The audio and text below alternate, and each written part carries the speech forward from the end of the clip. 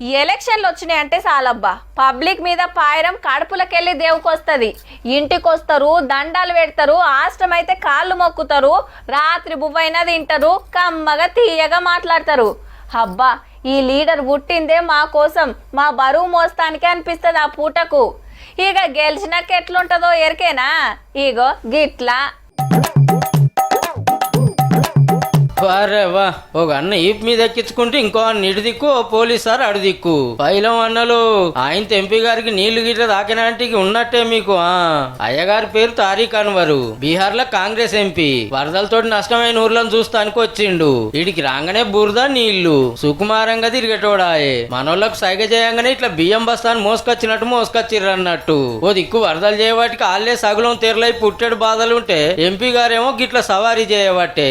నేనేం చెప్పలే, వాళ్ళే పాయరంతో మోసిర్రు. రేపు ఓట్లగిన మమ్మల్ని ఇట్లనే మోసి పవర్లకు తీసుకొస్తారనబట్టే. ఓ దిక్కు వరదలు బారి అందరికి సలి పెడతాంటే సార్కి ఎండ దెబ్బ కొట్టిందట.